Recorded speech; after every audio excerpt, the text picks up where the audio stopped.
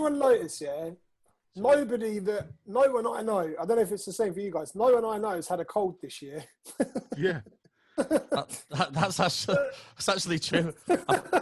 I'm scared of sneezing or coughing in public at all now, mate. Like I feel like if I feel like something coming on, I've got hide under the t-shirt or fucking head right. Back, thing is, like, corner. I smoked for like 25 years, like 20 a day, and so my chest is fucked. And I've been vaping now for about a year still, but I vape like constantly. So I've always got a little underlying, constantly my whole life. And it's like I have to stifle that shit when I'm in Morrison's. Trust me, like keep it on the low. Well, it's funny because I sneeze a lot, right? Like not for any reason. Like I don't know if it's like a bit of a dust allergy or like I just sneeze quite a lot. And through the lockdown and through the whole wear a mask period, I've got used to not putting my hands to my mask if I'm in the shop or out in public. Because I've got a mask on my face. I don't need to put my hands there. But the other day I was out without a mask on. I was outdoors, but I sneezed and didn't put my hands on my face. This guy just sneezed all over everyone. It's like I pulled a hand grenade, and just dropped it into a public place. People were like, "Oh, gone." Yeah, I've not had that one yet. I invested in a half-decent mask. I was using them throwaway ones, and I was going through packets of them. You can't step in anywhere in Manchester at the minute without a mask on, so it's... You know what the key is? Late night shopping, brother. There's a 24-hour Tesco. I go in super, super late when there's no one else in there, basically. What, without a mask on, yeah? Yeah, there's no one else there. I don't like wearing them, brother, if I'm honest. I do it in public. I'll do it in places just to make other people comfortable. Okay. That's the whole point of it, though. Like that's the whole is. fucking point, is to... You're not protecting yourself, you're protecting other people. That's this is what people miss with it all. Exactly. That's like, it's not going to do fuck all for you, but it might stop you giving it to someone else. And that's that. So, like, just wear a fucking mask and shut your face. Like, shit, man. All right, then I will. No, not you. Do you know what I mean? But like, the people out there, like, I'm not wearing a mask. Fuck you. Like, no, it's the fucking government trying to microchip us. Fuck off. Just put a mask on and shut up. Yes, I'm here for this energy. It's true. Yeah. Well, I need to get it out now because we're not doing this on the pod. So we need to get it out now. This is the pod, my friend. I don't speak to adults very often right now. I have a Zoom call with work like twice a week. I see my wife for like 2 hours a night, and that's it. The rest of my time is with children. Since March, has it been homeschooling and basically all of your social time has been with children since March? Yeah, man. Like, I can relate, bro. I'm actually struggling to adapt now that they're back at school. Like, I don't quite know how to get back in this routine again of going to the office during the day, and it's a bit mad. But that's it. People don't mention that, man. Like, there's 5-6 months of having a completely different life and then falling back into it. I had some different social anxieties when I started moving around again. I was like, bloody hell, what's happened there then? Well, I still work on my own. I mean, that's the thing. Like, I'm the only person in our office. It's not like I'm like going in and hanging out with other people around the water cooler or whatever. I'm still just on my own all the time. And like, because my gigs haven't started up yet. I've got a gig in middle of October is my first gig back. Okay. Which is, I'm quite glad about that, to be honest. I'm good waiting. I'm all right. Leave it a little bit longer. See how we go. October. Yeah, that's if we make it to October, guys. If the world doesn't implode by October. But no, it's funny you say that actually, because I think my first one back was like mid-August. It may have been the end of July actually, but mid-August, I think, around about that time. And if I'm honest, I wasn't like super gassed to go back. I kind of was just used to not DJing. I was like, when I was there and actually started getting into it, I was happy again. And like, sick, I'm home. But yeah, leading up to it, I was just like, if they cancel the event today, I'm not going to cry. It doesn't feel like home though. Like that's the thing for me. Like, I've enjoyed going back. I'm enjoying playing music, making a bit of money again, obviously. But it just doesn't feel the same. Like, it's been weird, man. It's been a weird experience. 1 or 2 little rooftop things we've done have been great. Like, because the sun's been out, it's outdoors. People just feel a little bit more free. But in regards to playing in the bars, I'm just the quiet music. Like, can hear everybody's conversation.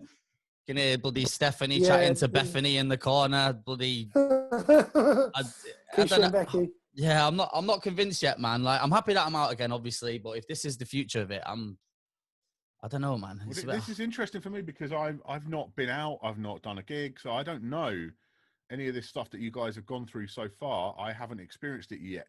Okay. But it's fascinating to me in a way because, like, yeah, I've a lot of my gigs before were kind of outdoorsy things, but they were all summertime things. So I'm getting to the point of the year now, in about a month's time, when all my, most of my resident gigs that I had, this by the river thing in Newcastle, that was going to stop anyway, end of October. Okay. So like my year is literally a write-off now. It's done. Like I'm a summertime DJ playing 45s out in the sunshine. So like my year's done. Like anyway, but I'm all good. I'm live streaming. Fuck outdoors anyway. Yeah, we're gonna get to that because Mojaxx is like the Twitch king right now. I'm loving that. So is that your base there that you're in, Mojaxx? Is that what we can see in the background? Is that where you do your streaming? Or no? Well, this is the thing, because obviously I was on lockdown, so everything came here. All the cameras, all the shit, everything came to my house. This is my little home office up in the roof of my house, right? So this is where everything came. So that big IKEA thing behind me, that was in the middle of the room, because that was the only way I could get a good camera angle and see everything properly. So you literally couldn't there was no carpet visible before. Like, it's still a mess now, but like you couldn't move across the room because it was just a live streaming and video making studio. This guy took over the whole spot. I love that. Yeah. So now it's like I've got the lab back, the UK lab, and I've refurbed it. I've painted the walls black and stuff, like made it look a bit moodier and cooler, and put up loads of acoustic panels and sorted out the lighting a bit more. So the lab is fire now, but the lab is now set up. I can do live and I can do the videos in the same spot. Okay. It's basically zero effort. I just turn on one lot of stuff or turn on another lot of stuff. It does both. So it lets me, because I do want to do live stuff for DJ City. Obviously I'm enjoying the DJing live, but this whole wave of doing live things, I want to be a part of that with what I do for DJ City and Beat Source as well. So 100%. It's good to have everything kind of locked in, get the roadcaster on the go and all this, like, and eventually have like guests coming in to do interviews or to do sets. And there's a whole vision now that I've got around this live thing, which I didn't have 6 months ago. I was getting ideas about it, like it was coming, but it wasn't obviously top of the agenda.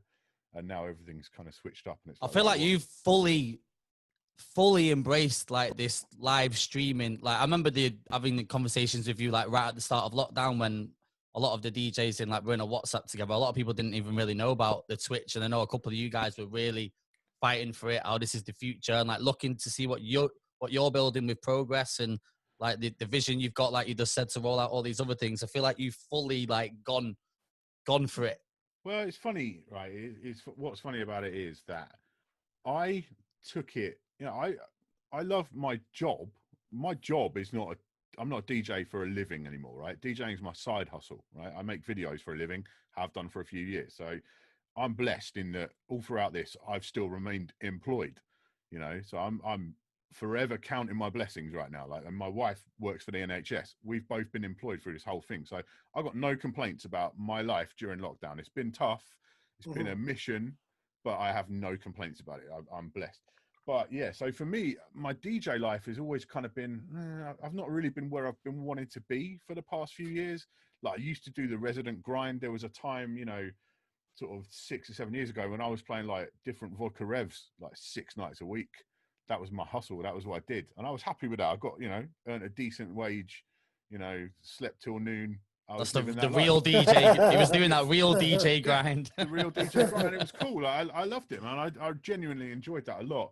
But then obviously that came to an end when I started focusing with, on the video stuff. And then the last few years I've been doing lots of these outdoor like food events and stuff like that, playing 45s. And it's nice, like chilled vibes. I enjoy playing the little records and having fun and just kind of keeping it chilled and mellow. But I was still not quite satisfied as a DJ. So for me, this whole streaming thing was a chance to reinvent myself as a DJ in a different way. Like, hello, because people, they know me as the DJ video guy. They don't know me as a DJ. And like, DJing is my first and final love. Like, I'll DJ until my ears don't work. That's how it's going to be. Like, with the minute, well, even then I'll probably just use waveforms. Like that All Gone Pete Tong movie where he just stands on the woofers. I'll do that. God, do you know how often I think about that film? When I'm lying in bed, and the tinnitus in my ears is like maximum volume, and I always just think back and I feel like, is this me? Was that like a precursor to what's happening to me? Yeah, sorry, go on. Yeah, so like I just took it as a chance to reinvent myself. It's like, right, okay, what do I really want to play in my heart? And to be honest, like as much as I love all genres, I'm an open format DJ. The thing I grew up loving was dance music. It's house music. You know, that's what I loved, and in my teens, that's what I loved, and what I went out to rave to. And it's like, well, that's, you know, I'm not a Biggie fan from back in the day. Like I was a raver. I was on a podium at Bedrock, mate, like rocking out to Sasha and John Digweed. That was my thing. Go on, Mojaxx. Yeah. So like, guy. I thought, you know, let's just do that. Like, no one's paying me to do this. I'll just play whatever I want, and I did, and I'm really, really enjoying it. So I'm going to carry on, and it may well be one of my gigs. Like my first gig back is at like Ghetto Golf in Newcastle. I'm playing Drake and stuff like that. But I still enjoy that. That'll be fine. But like in Twitch, it's like it's almost like a video game. I can be whoever I want. Yeah. Whereas I see other DJs, like salute to Volatile, our mutual friend, who is very much still maintaining his existing audience. He is. That he had before lockdown, and he's doing a fantastic job of that. Like, don't get me wrong, like his numbers are mad on Twitch and stuff. Like he's made some very clever moves. The way he's putting his shows together, very professional, very slick. He's got raids from like Spoonie and people like that, which have really helped build his following. Okay. He's doing incredibly well. But he's still maintaining what he had before. But what he had before was kind of better than what I did. So I've had no interest in maintaining that. I just want to do something new and fresh for myself. Right, fresh. You know, whereas, so he's still persevering a bit with like Facebook and IG and stuff like that, where I was like, Bonnet, just all in on Twitch. Let's go. Like, I'm living this different Second Life, that old game used to be in it, or like, you know, I'm in that virtual reality space. I mean, this is like the Second Life for Mojaxx, and I can be who I want to be as a DJ and just play whatever I want, and everyone can just, if you don't like it, go watch another channel. That's the sick thing about the streaming and stuff I found, is that, and obviously, like, I don't know how many episodes you've listened to recently, but me and live streaming have not been friends during lockdown. To say the least. But what I have found when I have just checked in on other people's streams and stuff, the guys that are just doing what they want to do and what makes them happy are the ones with the best live streams. It's not, and sometimes you will hear some bait records, you will hear a new Drake or like some chart stuff in there, but it's very clear when you listen to them that they are just doing what they want to do, and it's kind of like, if you want to watch and listen, cool. If not, I'm happy anyway because I'm just doing my thing here, flexing. Like if you those are the best records. If that's your thing, play them. Exactly. I'm not you gotta own it about that. You gotta play what you love right now, because if you don't play what you love, people see through that on a stream super easily. 100%. It's really obvious those who are playing what they don't want to play. Like, you've just got to do you. Now is the only time that I would ever say, because I've always been a DJ. I'll play whatever is required, and because I enjoy DJing. I love the act of DJing. Like, I'll play some shite records. I don't care. if it rocks the crowd, I'll play anything. You and Dubl will have an argument over this one. No, but like stuff that I don't like I've no time for Drake or Future, any of that. It's not my thing, man. All that, anything like below 90 BPM can just get out of town for me when it comes to home listening. I'm not down with it. Like, forget it, man. Hip hop should be 101. That's the fact of it. 100 is the ultimate BPM, to be fair. I'll take that. But that's my taste. But I will happily drop a Drake record in a club and watch it kick off. Yeah, that is the buzz. I love. It's the buzz of DJing. It's playing the right record at the right time, not necessarily a record that you love at the right time. When you're in that environment where you're trying to work an audience. But streaming is not that environment. It's a different environment. So. I was going to say, if you can't express yourself on a stream and be yourself, like you say, that's the key. That's the key for it for me, man. Like, you've got to just play what you feel. People can see through it, man. Like, if you go in on your stream and you're playing, I don't know, man, you could play what you play in the clubs, but I feel like a lot of stuff I play in the clubs, it's not what I play in my yard. Like, but maybe a couple, but like, I feel like you want to experiment with it a little bit, man, and push the boundaries. Like, you're in charge. You've not got a promoter or a club manager, like, on the end of you, like, trying to say, oh, do this or play this way or go that way. So if you can't express yourself when you're doing a bloody stream in your own crib or in your own studio, then It's interesting as well because like I'm not going to name names, but there's some DJs. Name names. No, I was just about to say the same thing, bro. There's no censorship here, bro. It's cool. This is a safe space. This is That's on Dubl's me, line. right? This is on me. I saw there was a few DJs from the Newcastle scene who I actually thought they didn't really have any depth as a DJ. Like I only ever knew them as like a bottle service, you know, rocking the tables kind of DJ. Okay. And they only liked like bait, you know, mainstream stuff. And I've seen them do streams and they're digging deep into their collections. I'm like, oh, you actually like music too? Oh my days. Like it's been, there's at least two. It was a genuine surprise to me. I was like, what? And it's like, yeah, I think in a lot of ways, DJs underestimate each other because we only ever see each other in the club doing a certain thing. I was just about to say that, man. I feel like that's it. I think it's dangerous to underestimate your fellow DJs because actually a lot of them have got, you know, a depth and a taste that they don't necessarily show to the world. But yeah, again, I fully agree with that. To be fair, to bro, share it, you know? 100. I think like a lot of the DJs I've seen on lives, I kind of thought the same. I think it's easy for a lot of these club DJs to fall into that bracket of playing the same shit. Like you see people complaining on social media, or DJs, or they play the same songs, playing the same bangers. But then I've locked into a handful of streams, and I'm like, yo, yeah, like these kids are actually, and like some like fully surprised me. To be fair, even some of the younger kids coming through, and like they're digging, and I'm like, yeah, this tune's old, this record's older than you. Yeah, you know what I want. You've only ever met them in a club, and they're doing that thing. You're never going to know about their, you know, their musical reality for them, what they listen to in their house. So they might be a full-on, like, you know, Motown listener in the yard. Like, you don't know what people are into outside of work, because that's what DJing in a big venue is. In any venue is. It is a job at the end of the day for most of us. That's what it is. You're doing a job, and if that involves playing some records that are the same, or, you know, that you're not really feeling that much, well, that's got to be done, man, because you're there to rock a crowd. I think the good thing about live streaming and the DJs that are able to put their own flavor into the live streams and play all the stuff they want to play. So like Volatile, let's use Volatiles for example. What he might be able to do out the back of this, and I know he's got like Get Involved, which is his night where it's just kind of music and vibes. I've never been, but I imagine he probably plays a lot of the soul and neo soul stuff that he likes there. But what he might be able to do out the back of this is bring that Twitch audience, if they're local to whatever event, to an actual club event, and then play that stuff that he loves to play in a live environment. Same with every DJ. If someone's just playing just trap, or, do you know what I mean, going deep with whatever genre it is, if they're building up that core audience online through the streams of the stuff that they love to do, it might then translate into a live audience, like in a club environment, which would be sick.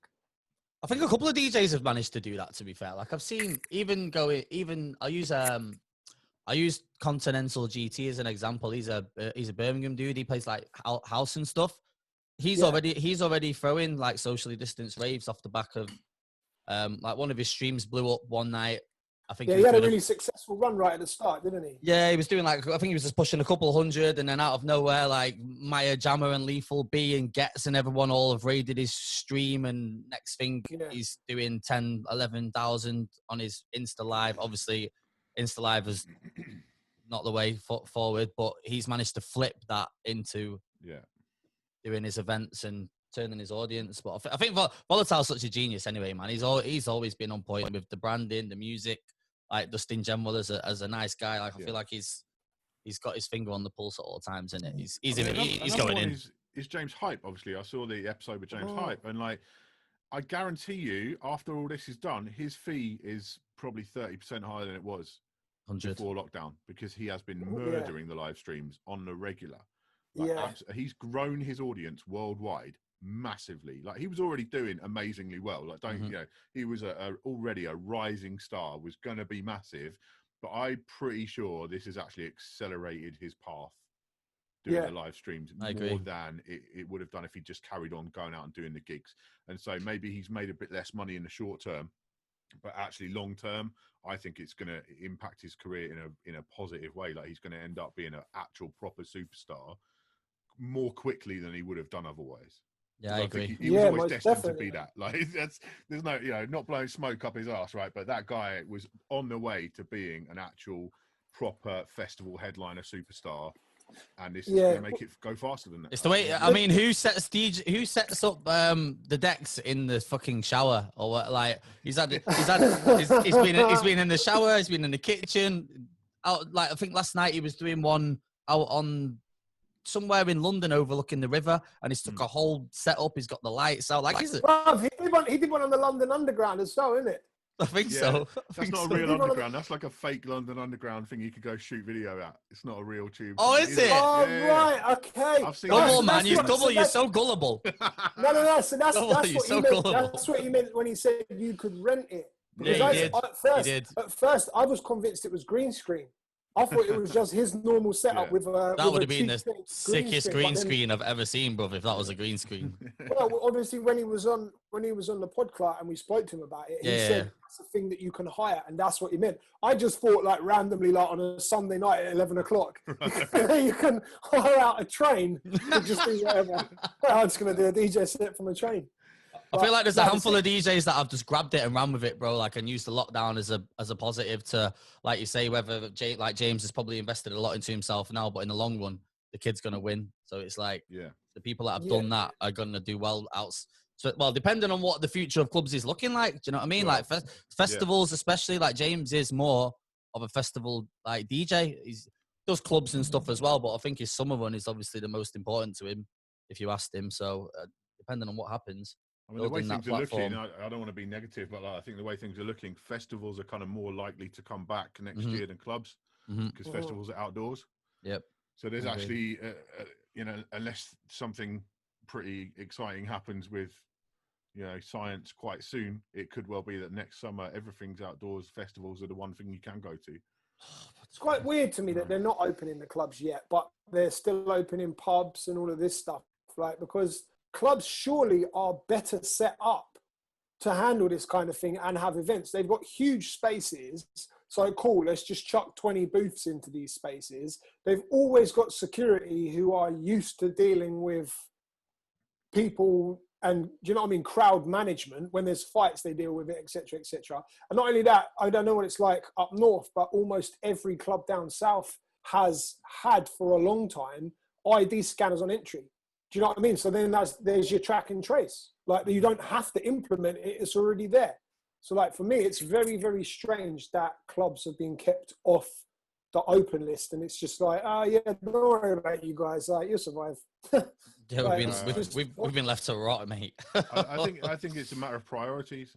Yeah, I think that's what it is. And, do big nightclub owners donate to the Tory party in the same way that big club owners, big pub chains do? Probably not. Mr. Weatherspoon independently, gives quite a lot of money to the Tories. Independently, excuse me, independent clubs probably not. Well, I imagine the bigger corporate clubs, the smart ones, will definitely have councillors or politicians in their close friend circle. Like, surely there's no way you can operate a nightclub business like that without it. Nightclubs ain't opening, so what does that tell you? I mean, if you think that's a factor, if you think the lobbying side of it is a factor, then clearly the club industry has not got the lobbying thing on lock, right? Because clubs ain't opening. So I don't know. There's, at the end of the day, like, we can all criticise the government, and I certainly criticise this government for many things, but every government around the world is just like trying to figure this out on the hoof like that. 100%. And I personally cannot stand Boris Johnson and his government, but you know what, I'm not entirely convinced that other governments would do better. So I just hope they can extend what needs to be extended so that people who do work in the club industry can survive over the winter and not everything has to shut down and those people get unemployed, because the bar staff, the back bar people, the managers, all of these people need to eat. Like, it's not just about DJs and ice, it's about 100%. The infrastructure behind it is so important. And so I just hope they actually, and they've done it before, they've reversed on these things. So they need to extend that furlough. There's no way you can tell a whole industry that you're not allowed to open, but we're also not going to do anything for you. Yeah, that's the problem that we've got. It's like, I don't know. Yeah, you can't work, but at the same time, we're not going to provide you with anything. So kind of go and do your own thing. Yeah. Bro, the crazy thing is, bro, like the gigs that I've done, even the bars that I've done, they're like fucking clubs anyway, bro. It's like people are in there just doing their thing like they would normally. So I'm just like, where does it stop? That's the thing. I like look at Newcastle now in 2020. It's like, what is actually a nightclub in my city? What's a late bar and what's a nightclub? That's true. That's true, and especially in Newcastle because the bars are lit. The bars are like clubs. There's like two places. Like Digital and World Headquarters are basically the only two venues in the whole town that I would strictly consider nightclubs, proper clubs. Everything else is a late. I mean, maybe Tup Palace, but even that's like. Even that's more bougie bar, isn't it? Bougie, isn't it? So it's like, what do you call a nightclub now, and what is called a bar? And it's like, could this be the end for nightclubs? Like, I felt like the bar culture was semi taken over anyway, but like with this going on, do you feel like this could really push what clubs we have remained in, which are probably not loads? I can't remember what it was now, but there was a thing on the BBC a couple of years ago now. I think it was BBC where it was basically talking about the death of the nightclub. I know it was something that Annie Mac did. It was some little mini documentary. Annie Mac did it. And it's basically the death of nightclubs and like how nightclubs, the numbers of them have gone down to like a 10th of what they were 20 years ago already. And it's because of late licensing. Like I'm old enough to remember when you went to the pub, you got kicked out of the pub at 11:15. Then you went to the club and you got kicked out of the club at 2:15. And then everyone went and had a fight in the kebab shop at 2:30. that was the actual routine as well. Standard routine. Not me personally, but because I don't know. It was. I've never raised a fist in anger as an adult, not once. Fighting's for dickheads. But yeah, that was how it was. And then I remember the change when it started to come in. So all of a sudden now the clubs can go till 3. And then when I first moved up here, that was when like Sunderland went to 5 a.m. finishes for clubs and stuff. And it's like, that's all right if you're in a rave and everyone's like mashed. But if you're in a club like an indie rock club, which I was playing at the time, like 5 a.m. in a room full of drunk people, that's not a good place to be, man. It's too much. It's not nice. I feel like after 3:30, it starts getting weird. Yeah. Or maybe 4 actually. 4 could be a push, but after 4, it's different. You're moving into different territory then. I'll be honest. I've not really been a fan of 4 a.m. finishes. I used to play in a club that would go on until like 4:30, 5 o'clock, and it's like horrific. Why that tight? Like, I don't know. Just I think all it does is means people are getting to the club later. So they're not getting to the club until like 1 or 2. They turn up and you've been playing for 4 hours, and now all of a sudden you've got to perform and turn on. You're like, bruv, I'm lethargic already. Yeah, man. I hear it. I'm not a fan of it. Late licensing, I'm not into it. Like certain specific nightclubs. Northern Ireland's still too late, isn't it? I think so. They're real strict, aren't they? 2 o'clock. 2 a.m. Still go till 2. It's 2 a.m. there. Like sometimes you can bust. Whenever I've played there, you might get 50 minutes extra, but they're so strict. Like the doorman will be, fucking turn it off. Turn off your fucking music, man. I do like Belfast though, but yeah, I think they've just got used to it. I think they just got used to it, man. Nobody complains really. 2 o'clock. Tucked in bed. Tucked up in bed by 3 o'clock, mate. It's beautiful. Honestly, back in the hotel, feet up. So I've always been the doorman's friend in that regard. Like if you telling me the club finishes, if I have to turn it off at 2, I'm like a radio host. I'm out on the dot. I'm back time into the hour.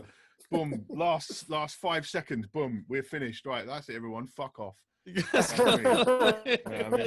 One more tune. The thing I've always hated was when like promoters will come up to you with like 10 minutes to go. They're like, "Oh, can you go another half an hour?" And it's like, no, because I've structured my set to finish on a peak on a perfect track at this time, and you're telling me go another 15. Bro, where am I supposed to go from here? I've been playing slow jams for 10 minutes, bro. Like, I'm so glad you just brought this up because this is a pet hate of mine. You structure your set so for the last 30 minutes, like you planning your exit, you're bringing it down, you do what you need to be done. If you come up to me at 2:45, we're closing at 3, you're going till 3:30, bro.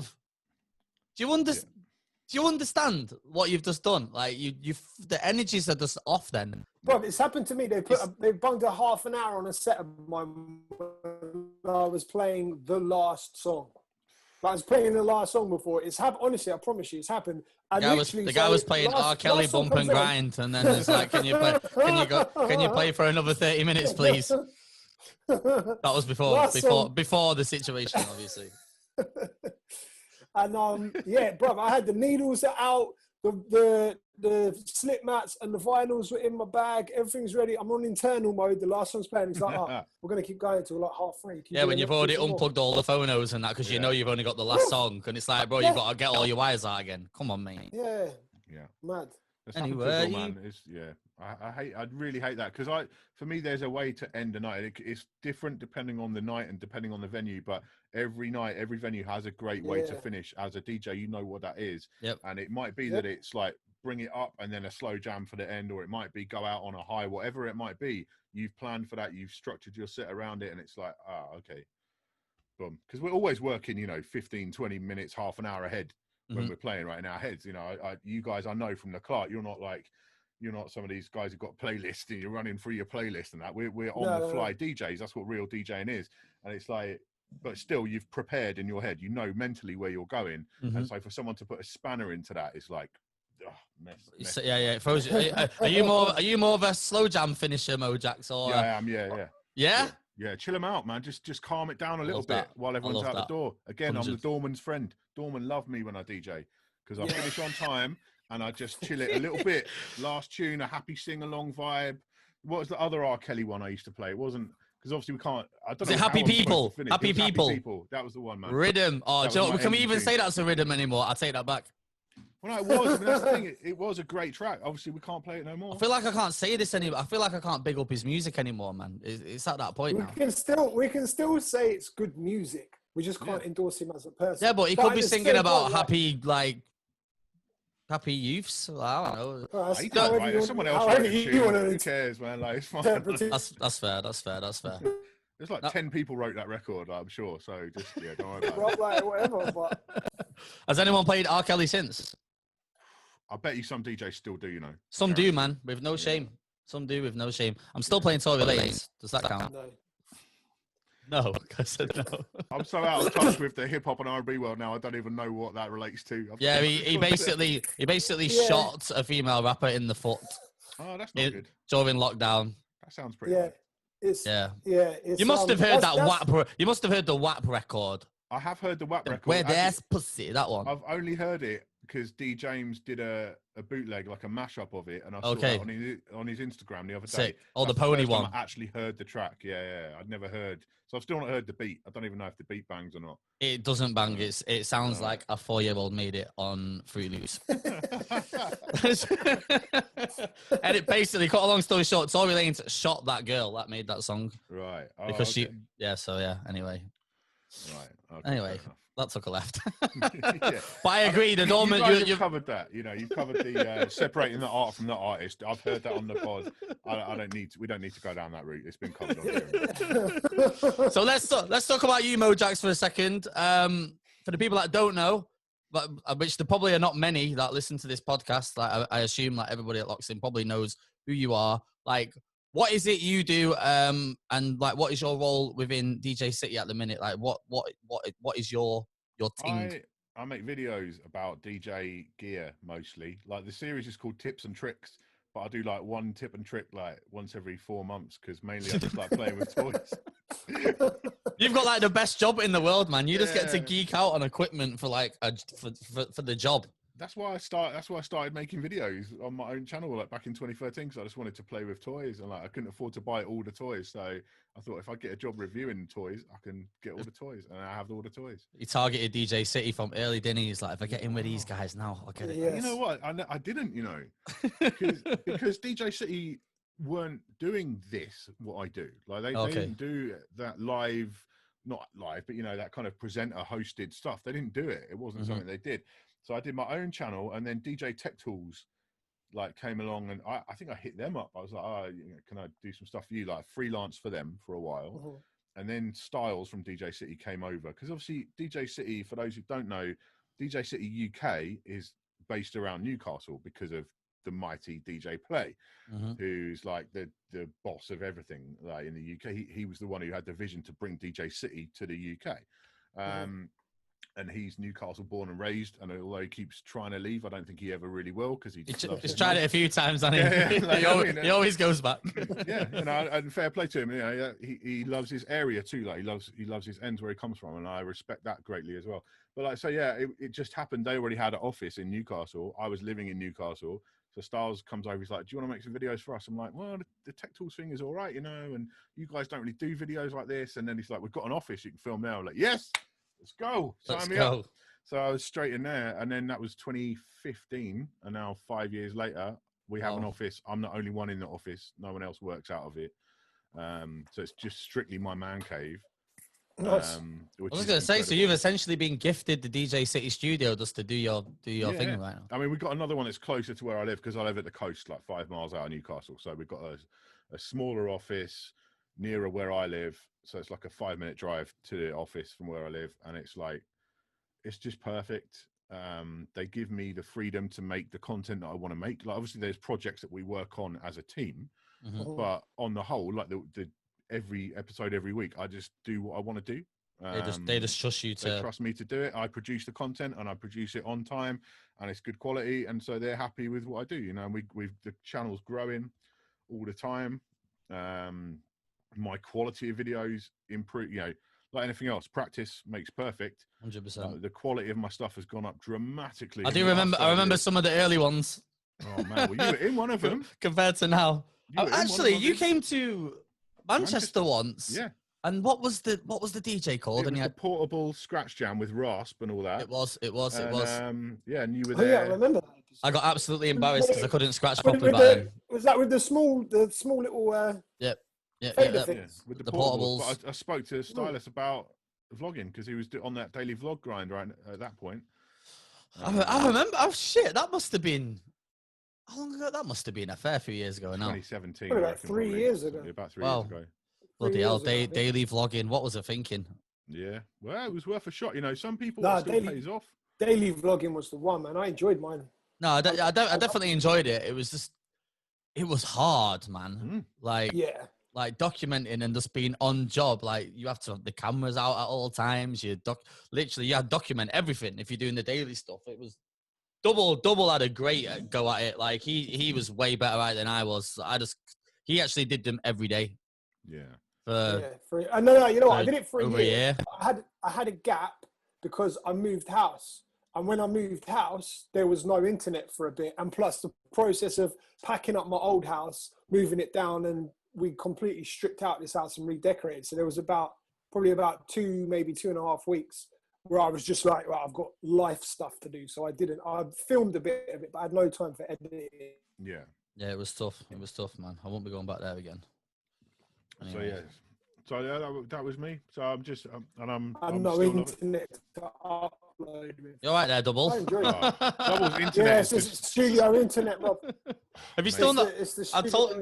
Buy that Ethernet cable, you cheapskate. Rob, I don't have a job. I've got no money.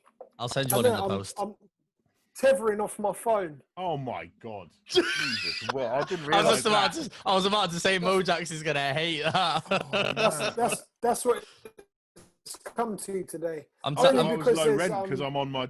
I'm using a normal iMac webcam here. I'm not even like rocking a multicam switcher setup here. I thought I was. This must be quite basic. This is basic for you, Mojaxx. Well basic. I've been telling Dubl for about 6 months. Get yourself an Ethernet, like a 30-foot Ethernet cable, and you'll be fine, mate. But he just won't. 15 quid, mate. He just won't do it. He just won't do it. 15 quid. I know times are hard right now, bro. Times are extremely hard, bro. Let's start a GoFundMe to get me an Ethernet cable. But yeah, no, the thing I enjoyed about the daily vlogging was I set myself a challenge with every video to learn something new. So whether it was just learn a new setting on the camera, learn something about Final Cut, learn about like tracking. So, you know, like have like a word on the screen that then tracks with a certain object, just stuff like that, and learn all different things, which has been great because I know so much now about video editing and all of that stuff. It's been really, really good skills to pick up. All self-taught, just because I was like, well, fuck it, let me just try this video stuff and see where it goes. Yeah, I enjoy the fact that making video, I am learning every day. I'm learning new stuff. It gives me a whole nother avenue of creativity to investigate that I have to learn. I had to learn from scratch in the same way. You know, you have to pick up a few things and just kind of go with it. And with my stuff, obviously there's an element of I have to deliver a video every week. So I can't mess around too much with what I'm doing, but it's a gradual process. And I'm always watching other YouTube stuff, trying to learn things about lighting and all this kind of stuff, which is still, I'm an amateur when it comes to that kind of end of things. So I'm picking it up gradually and just polishing up as you go. But it's a blessing. Like, I love to play with the toys. I love to figure out how this technology helps DJs, because it does help DJs. Like, I know, I play vinyl sets in real life before this year. I was playing a lot of vinyl sets, just trying to keep it simple, keep it on the roots of DJing and everything else, which is great. But actually technology is so powerful. Like, it can do so much to make you a better DJ that I want to help people understand that, and also help them understand that you don't have to buy every new thing that comes out. You have to learn what you've got and take advantage of the features that are in, by understanding the products that you buy, you can get more out of them rather than just thinking, I've got to have the next thing all the time. It's important to understand. I'm the kind of person that reads a manual. Okay, right. Yeah, that's me. A manual reader, one of them guys. Have you always been into the tech, Mojaxx? I was about to ask, when you mentioned about technology, then, like, what do you make of the progression of coming from the vinyl era to what, like you say now, 4 or 5 camera switcher, multi-channel changing, flipping CDJ 9000, bloody, like, we've come a long way in it. Yeah, but I've always been mad for it. Like, when you were a kid, you used to get like the Littlewoods catalogue or whatever, or the Index catalogue, and you used to go to the back and look at the toys straight away. And then you got a bit older and you went to the section. We are showing our age, man. But yeah, like, when you were a kid, you were straight to that back to look at the toys. That was me and DJ Mag as a teenager. I bought DJ Mag and Mix Mag and Ministry and Music and Mix Mag Weekly or whatever. I bought like 7 magazines a month. And I would jump straight to the back, go to the tech section, read up on the new stuff. I've always been into it since the start of me being a DJ. Like, I loved it, man. Like, just technology excites me, and just generally in life as well. Like, I love technology all around, but like DJ tech, music tech is like, love it, mate. So it's just a natural progression of that, and it's you can tell in your videos, to be fair, the passion definitely shines through, man. 100%. And it's so great because, like, most of the stuff that's made now, I would say 95% of the products that are available to buy right now are decent. It's not like 25 years ago when you'd get your belt drive decks and they were just hot garbage, like absolute drip. Listen, I had a pair of belt drives, mate. Yeah, I did too. I said hot garbage. I'm like, that's. But they were, though. They were garbage. It's true. And again, it's a topic that you've covered on the Clart many times. But like, starting off now, you could get a controller for 150 quid. Plug it into your home computer and you are off to the races. Whereas back in our day, it was like 250 quid for some terrible belt drives. Terrible. And a garbage mixer where the crossfader lasted about a week. And then you had to buy vinyl on top. And it's like, now it's a different world. But I think that's great.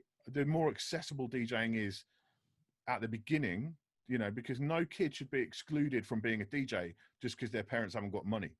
Do you know what I mean? That's when you put it that way, that's fair. That's important. Like, I mean, and we all have a duty as these kind of elder statesmen of the DJ world to make sure that kids do it right and they learn the right things and they do it properly. But when it comes to accessibility, DJing should be accessible to everyone, whether it's some kid in a poor Eastern European village. Like, everyone should be able to get into DJing, because that's where the next great talent could come from. Because it is. I don't disagree with that. But what I would say is the problem that the technology has given us now is literally anyone can do it. Now, in the past, like, so to give my come up as an example, I wanted a set of decks. So my old man was like, cool, you can get them. Where are you getting the money from? So it was like, all right, I have to get a job. So I had to get a job in a pub kitchen, washing pots, save up £300. And bear in mind, I was probably getting like £20 a week from that job or something. Do you know what I mean? I had to save up, £300, and then I bought a pair of second-hand decks and a mixer. And then I had to save up more money to be able to buy the needles for it. Then I had to save up more money to go and get the vinyl to actually play. And it actually was a process that I had to go well out of my way to do. which meant I had the passion for it. Do you know what I mean? Because I feel like nowadays with the technology, Had to work for it. excuse me, like you said, 150 quid for a controller, and you can download everything. You can really, like, even though obviously we don't endorse this, but you can get the YouTube rips for free. Yeah. So now you've got £150 later, and you are a fully set up DJ. Do you know what I mean? This is the problem I have with the technology. I like the fact that it's accessible, but it's a double-edged sword. Yeah, going off Mojaxx's point, everyone can just do it.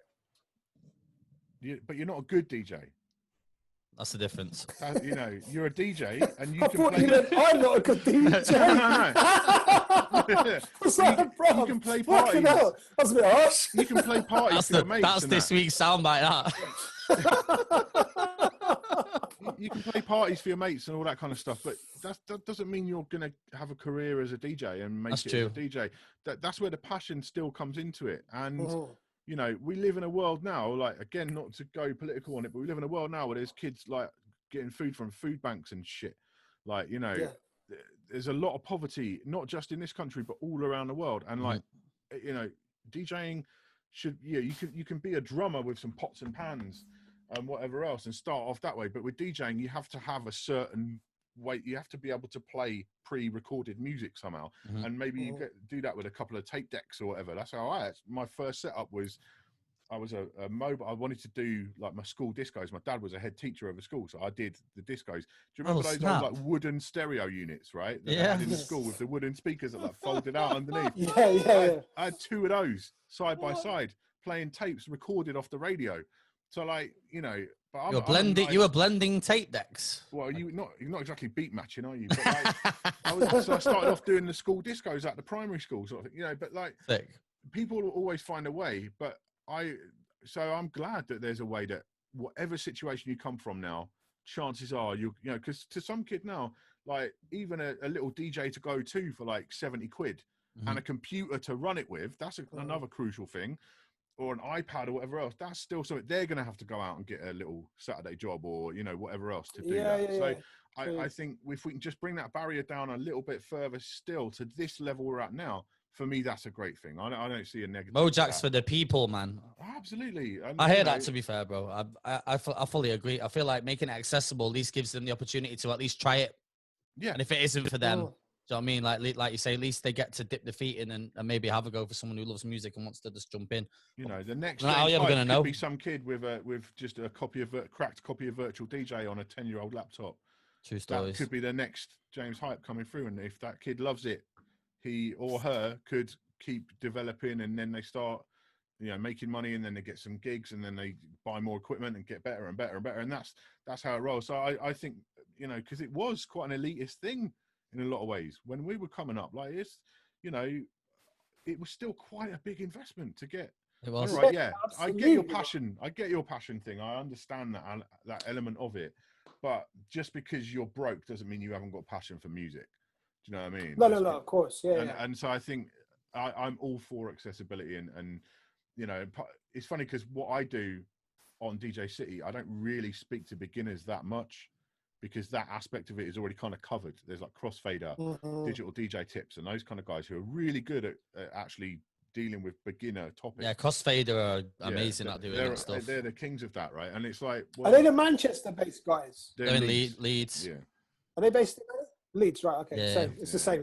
Not up north somewhere. It's the same. Up north, yeah. It's the same, bro. It's like 60 miles away. Dude, I said in one of my videos that Leeds was in the northeast. And like people were slagging me in the comments. Oh, I bet they came for you, bro. Because mate, I'm from the south coast. As far as I'm concerned, once you get past fucking Watford, that's the north. Yeah, exactly. Yeah. Start seeing the signs on the A1 that say the north. That's the north. That's where you're at. Watford. It's when you reach the Watford Gap, you are no longer in South England. Yes. Like, it's amen. North of England. Amen to that. And Midlands, all of that. That's north to me. Yeah. All of it. Yeah. Sorry, I've lived in Newcastle now for like a decade and a bit, and I still feel the same. You don't have the accent. The north. I actually never realised. I was going to say you've not picked it up at all, have you? No. If anything, I've gone the other way. I've gone more. he's rebelling. Yeah, you know, it's weird. I don't know why I've never picked it up. Like my kids they've got a bit of it. Like the way they say some of their words is a little bit more Geordie, but they're still influenced by me and their mum. Obviously, we're both Southern, so it's like they don't really have to, but they can like switch into Geordie mode. I guarantee you, when they're teenagers, they'll be out and they'll be talking like a straight up Geordie, and then they'll come back in the door and switch it back on, you know, to the Southern sort of accent. I guarantee. I think it's different when you grow up around it, though, bruv. You know, I think it's different when you grow up around it. Then, like, you're already, like, when you moved to Newcastle, you'd already been alive for so long, and it's the accent and where you're from is within you, innit? So I guess growing up as a youngster, you're going to pick it up. It's going to grow in you a little bit more. Yeah, not only that, it depends where their teachers are from. Yeah, as well, because my son's just turned 8, and last year his teacher was from Belfast. And he would come home pronouncing some words slightly with a Northern Irish tinge in his accent. And because if you think about it, Monday to Friday, the adult that they are having the most interaction with is their teacher. That's the one they're communicating with. True stories. So it's interesting. So obviously being up north, all the kids in your children's classes and probably the teachers as well all have Geordie accents. Yeah. So naturally they will pick that up. Yeah, without fail. You just have to beat it out of them. No, castle, not castle. I still sound like a rags commoner from Manchester, so I'm all right for now. Come on, kids, it's time for a bath. A what? It's time for a bath. Stop. Oh my days. Seriously. Anyway, how do we get onto this? I have no idea. This is what happens on the podcast. It just happens, mate. This what happens. Go on, Dubs. Well, I was going to say, bringing it back to DJ stuff, I was having a conversation with DJ Sentence yesterday, and he was actually telling me that you did a video recently talking controllers, and excuse the wordplay, but they phased out RCA leads. Oh, there's a Pioneer one where they did that. What, for real? Yeah. Yeah, it's the DDJ 200. Yeah. Is it like right? Okay. Yeah. You know what? The great thing about Mojaxx, is I love the fact that you're just brutally honest. Yeah, about I love it. I love it. I'm here for all of it. You're like, look, it looks great, but it doesn't work. Like I'm having a look at it now. It looks a bit. It's an interesting thing, right? Because it just connects to your phone, right? So it's clever. Like it's clever what it does. But that audio output goes out the phone. So in some respects, it's a great way to just like play around with DJing. Well, the shit it does. But keeping it Pioneer, you'd be much better off spending a little bit more money on the 400, which is a more traditional controller with RCA outputs, headphone outputs. So it's got a sound card in it. You know, there's new Mark ones for the same sort of money. Like it's an interesting idea, and I'm glad they've tried it. But if someone was starting off and they asked me for my recommendation, it's a more traditional controller. I say like they're like from the 70s. A more standard setup, I think, is a better investment for most people because it's more expandable. It grows with you in a different way. It was really fun to play with that thing. Like just have Hold on, sorry, are we talking about the same thing here? Because I'm talking about the phase controllers, the small. The Phase. No. You're talking about the phase. I thought you just said the controller. No, sorry, the phase. To be fair, Mojaxx, I was on your page then. I got lost. I think the internet cut you off, Dubs, mate. Oh, okay. Must have missed the most important bit, but I'm my terrible articulation on the internet. So the phase controllers, are they called control? I just call them controllers. But you know the Bluetooth things that sit on the vinyl records. All right, yeah, okay, that's a totally different topic. Yeah, okay. Yeah, that's what I'm talking about. Right. So they have a dock, the charging dock, which is also obviously the little Bluetooth receiver. That is now RCA free in the new update. Is that right? Okay, this is a totally different topic. Right, okay, yeah. Sorry. To be fair, why am I here looking at this piece of shit? Double threw me off completely. Right, anyway. Phase is a thing, right? Oh my god. Right, I've not used this yet. I've not even played with one yet. Phase was my story of 2019. That was the story of my year, was Phase, because they pre-announced it whenever it was, back in 2018 sometime. Yeah. And then it was delayed, but then they started taking pre-orders for it, full price up front, whatever, take your money. And then it was delayed again, and then it was delayed again, and then it turned up and it was shit. It didn't work how it was supposed to work. It was. I remember there was loads of issues initially, wasn't there? It was so unreliable. It was dreadful, and I got it through, and I was like one of the first people outside of FaZe to get units because we'd been fully. I went to Paris to go and preview it in their office. Like we'd hyped it because we were really excited. DJ City, everyone was hyped for this product. We were like, can't wait for this. It's going to be dope. And then it turned up, and it was a game changer. It was fucking dreadful. But I then started going back and forth with the company, and then I was like, I can't review it, and I was using it all the time because I basically spent all of last year using FaZe and turntables and Serato. That was like my setup for the whole year because of FaZe. And I kept testing it and feeding it back, and they came out of a firmware update that made it better and improved it, and then they brought out another update that made it better and improved it, and then I did my review, and I said, look, if you want this and you're expecting it to work 100% of the time, it ain't going to do that. I was like, what is it, Sex Panther from Anchorman. 60% of the time, works every time. That was it. That's how it worked. But when it worked, it was like magic. It was like witchcraft. It was like, oh my God, this is incredible. But it didn't always work. And it's like, this is not for everyone. And that's annoying. And I was like, I'm stood here, I've got sent this obviously to use for free. It's not costing me anything. If I drop 400 quid or whatever it is on this, I'd be a bit pissed right now.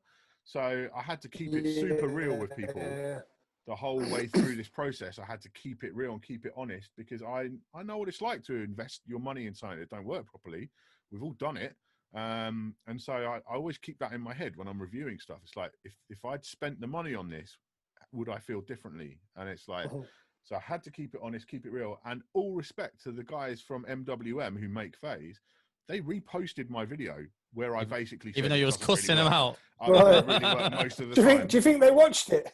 Yeah, they reposted it. They were fully, because they were at the point where they understood that they needed to keep it real with people as well. They have to agree, surely. If it's flawed, then they knew how it was, and they knew that fundamentally I was supportive of the product.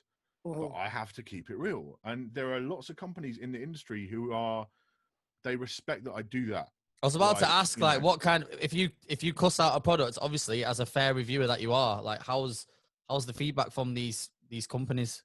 They know, like, that's the thing. Most of them know if something's it's not great. Like I said right at the start of this, like 95% of the DJ gear out there right now is good. It's quality stuff. Like it's really good. Like making DJ gear has become a bit of a science in a lot of ways, and especially I have to say, like, all credit to Serato because they standardized a lot of things, like the fact that all controllers now have the 8 pads at the bottom or whatever. They're laid out in a certain way. The effects knobs are in a certain way. That's basically because they all standardized around Serato software. Yeah, that's sick. They need credit for that, in a lot of ways. Even though other companies do their own things and they do them in different ways, Serato's like the foundation of digital DJing in 2020. They're the foundation stone of that in a lot of ways, and they changed the game as well. They made it possible for DJs to use a laptop in a club. Like there were plenty of people who were already doing that, but they made it acceptable.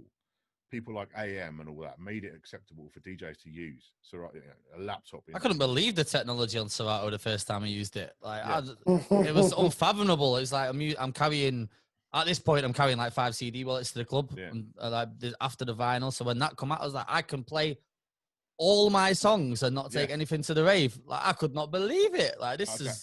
Let me finish the FaZe point. I'll tell you about my first digital setup.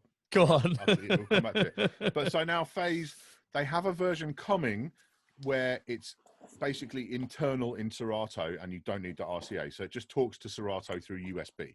And they announced this back at the NAMM show in January. The last time I was able to travel anywhere was back in LA in January.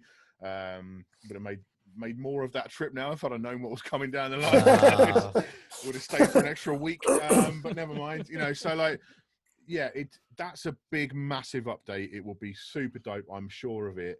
But even now, the regular connection with the RCAs and all that, it's good. It's way better than it was. I'm happy using it whenever. It's not a problem. It's a good product. It just was flawed for a long time, but it wasn't because they weren't trying. It was because they were trying to do something that was it's hard. Making that product good is a hard task. Yeah, of course. So yeah, I I know. I mean, I can say Volatile bought it recently and hates it, doesn't like it. But the vast He majority, doesn't like it. No, he can't seem to make it work properly for him. But the Bloody vast hell. majority of DJs I had the they same like problem. it. You know, I had the same problem when towards the start of lockdown, I started doing, when I realized live streaming wasn't going to work out for me, I just thought, fuck it, you know what, I'm just going to do mixes when I feel like it. And then I snapped a needle one day. Snapped one of my needles, and it was four M447s I was using, which for some reason have been really difficult to get online. I think there was a strike at the factory or something a couple of years ago, and it's just led to this drought. Don't make them anymore, Dubl. Well, they haven't made them for 2 years, Dubl. They've stopped. Oh, okay. Well, I remember hearing about a problem. There's some good videos on the internet tell you about these things. DJ Kitty or something. Anyway, just like the point. I got pissed off because I snapped a needle, and I was like, fuck it, you know what? I'm going to try these phase things. And when I got them, for about the first 3 weeks, I couldn't get them to work. One would suddenly disconnect, so the Serato's going into internal mode. They weren't tracking the pitch control that I was using. So I was changing the pitch, but the controller wasn't recognizing that. And yeah, it was terrible. But then the most recent firmware update that they did, because I actually wrote to them, I emailed them, and I was like, look, I just spent £250 on this, and it's garbage. It doesn't even work. And they're like, right, bear with us for 2 weeks and come back if there's still a problem. They sent the firmware update out, and I haven't had, touchwood, haven't had issues since. And I've used them live. I've done 3 outdoor events over the last 2 months and used them live for that, and no issues at all. So I really like them now. I used them really all. The last up for me, the updates towards the end of last year were completely solid. I was using it every gig without fail. You know, 3-4 hour sets, no problems. It was just. It's not a product that you could buy and know that it was just going to be working every time. It's not like a Mac where you could just buy it, turn it on, it's going to work. It was, you know, it was like you'd built your own PC out of various parts. Yeah, and it might work, it might not. It was that kind of vibe. Like, it wasn't a slick product, but I think it's great now. And this new update is going to make it even better because it will be completely native to Serato. There won't be any like sending out time code. It'll just be put your decks in internal mode and off you go. Like, boom. Should be sick. So I don't like talking to Mojaxx, you know. I'm going to end up buying some fucking more equipment tonight. Oh, mate. Well, I'm not need them. But do you think I can afford them CDJs, mate? What's it? Yeah, but I'm skint now, bro. Skint now, mate. How often do you use turntables? I don't use them anymore. Sold them. I sold them. There you go. So you don't need phases. I was tempted. Double. I was tempted to get a new set, but I think I'm going to hold out. I'm looking at them CDJs, but I'm just like, can I really afford them? What's the point? All right, Mojaxx. So I know obviously you've reviewed them already, and you've probably. I've done a first look. I don't review things I've only had for a week. Oh, okay. Get your shit right, Dubl. Yeah. Apologies. Needs a couple of weeks with him at least. Yeah. And so how are you feeling about the new Pioneers? First of all, my thing is, why would they drop them now?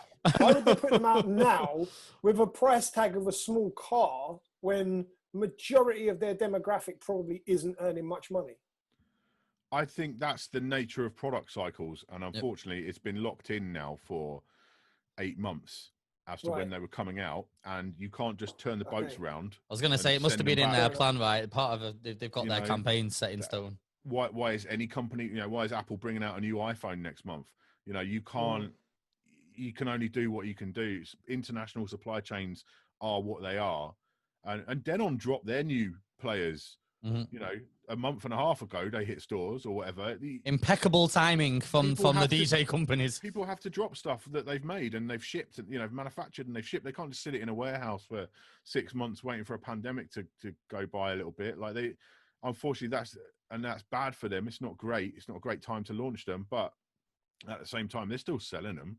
There's still DJs in some parts of the world who are working, Texas, for example, like they're just working like normal.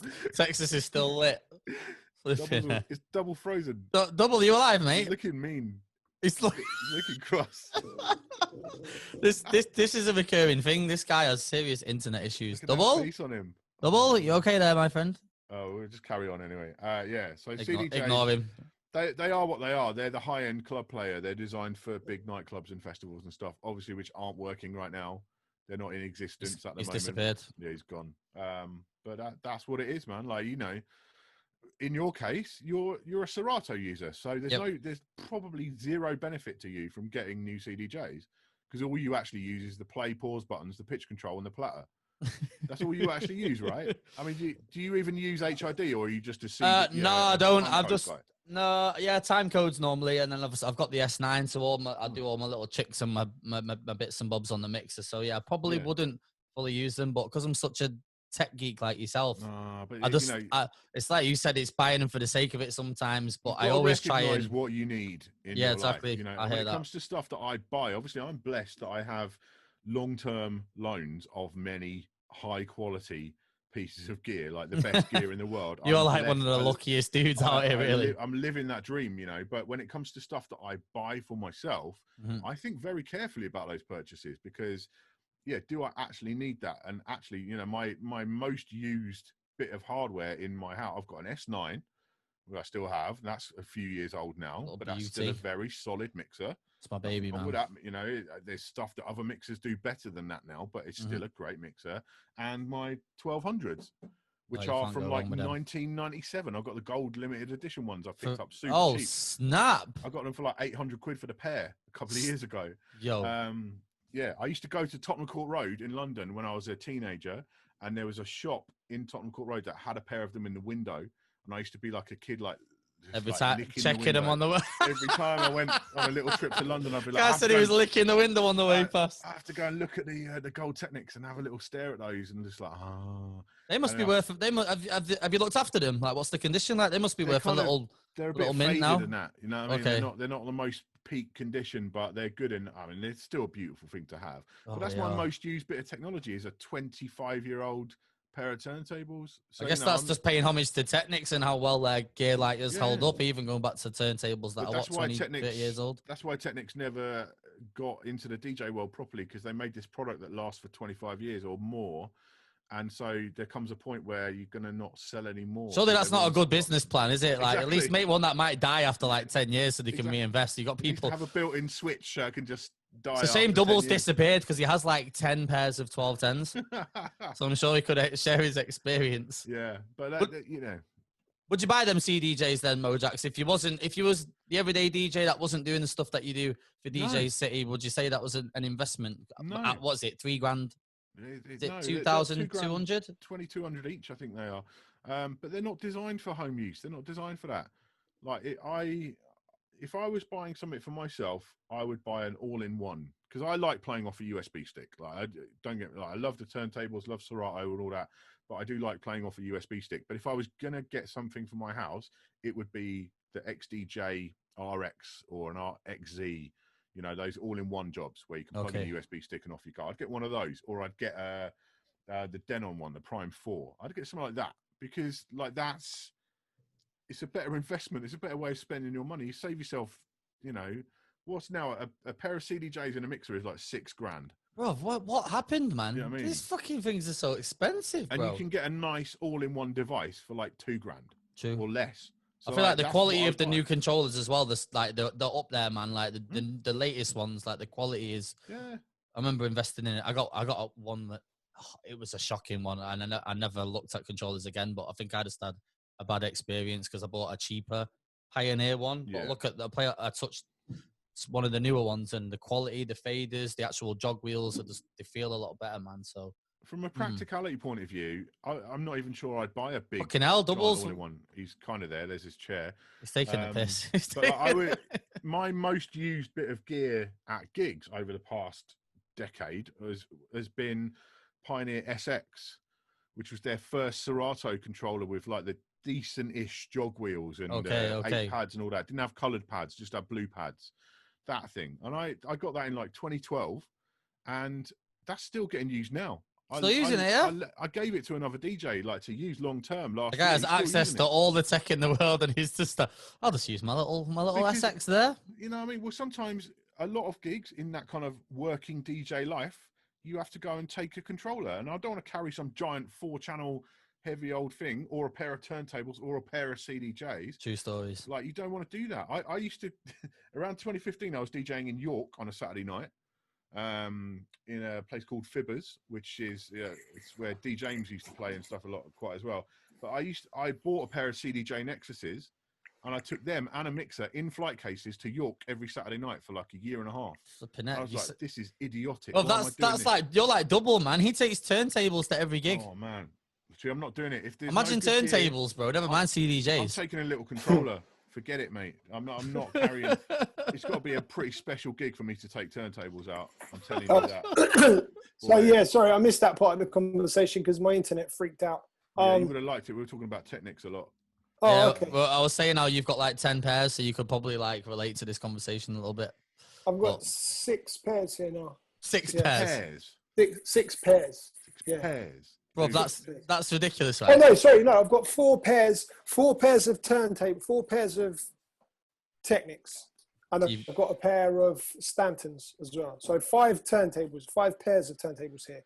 It's nearly as much as me, bro. I do this for a living. So, cut a long story short, Mojaxx said, "Don't buy the CDJ 3000." Oh right, okay. No, I said don't buy. No, he didn't really. Expensive players for your house. Full stop. Don't do it. They're not designed for that. They're designed to be taken out. If you want to, if you want a practical solution, buy an all-in-one thing, or buy a controller. You've got to think about realities of real DJ life, and like carrying around CDJs, carrying around turntables. That's a big thing. I mean, it's different now. If you're doing live streams all the time, maybe you want some high-end gear for that. But when it comes to taking stuff out with you, oh man.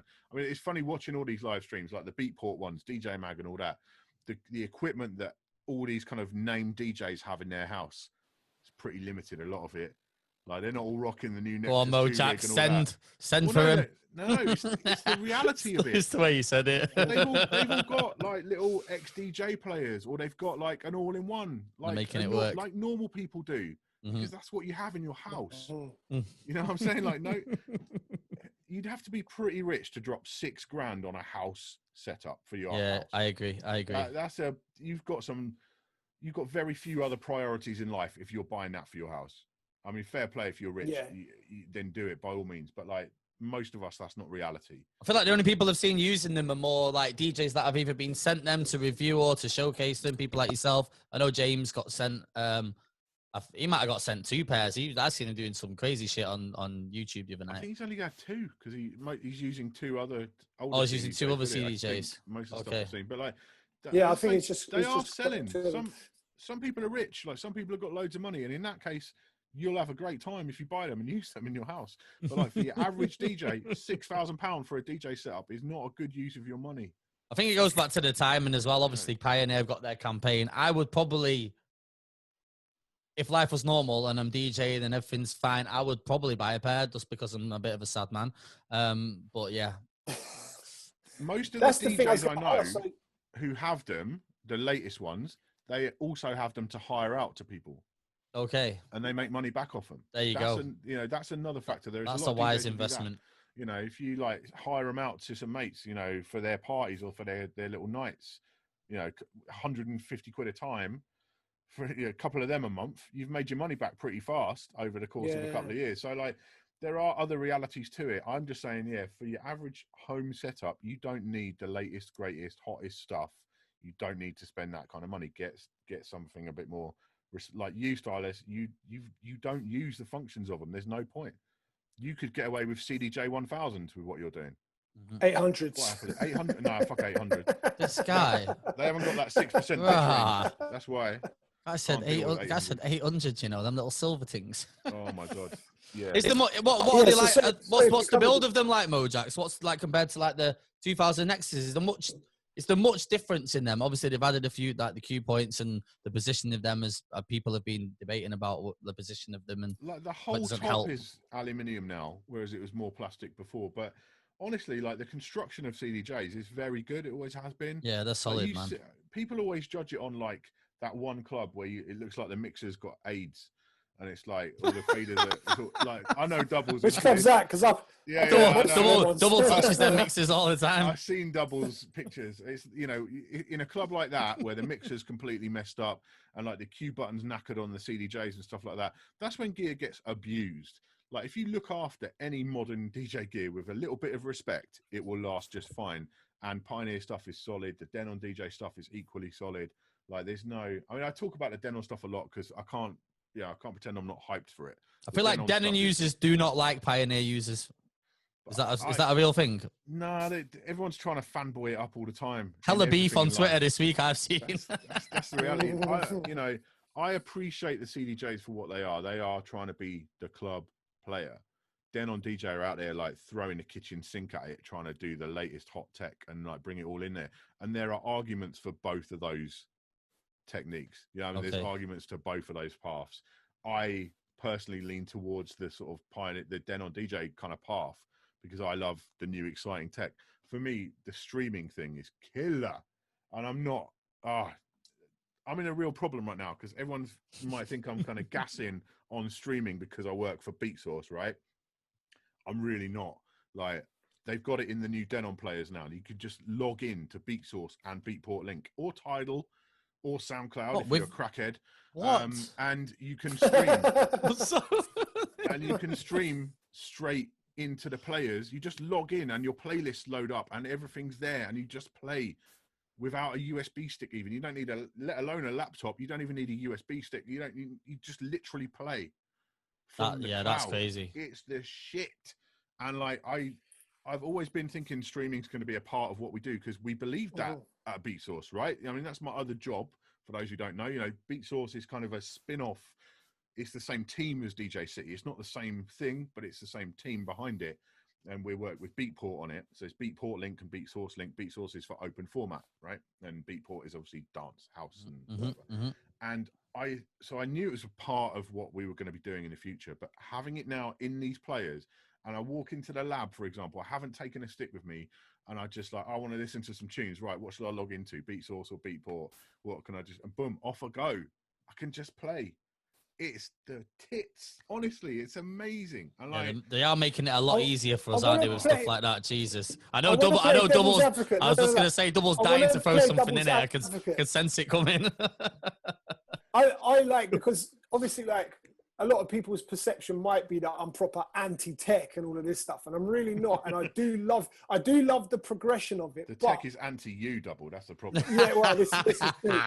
But what I do look at is, like, I do think on some level, like, and I'm proper at risk of sounding like a dinosaur now, but the art form is being lost a little bit, because the streaming's amazing. We can now turn up at any club and play any song ever made if it's available on a DSP, right? But what that means is anyone can do it without learning the music. And like, I don't play songs that I don't know. Play songs I don't know. If I'm not up on a song, if someone comes to me in the club and says, can you play a brand new Heady One? And I haven't heard the brand new Heady One, I'm not going to play it, because I don't know the energy. If, like, Drake and Future's song, if it just breaks down and changes BPM halfway through.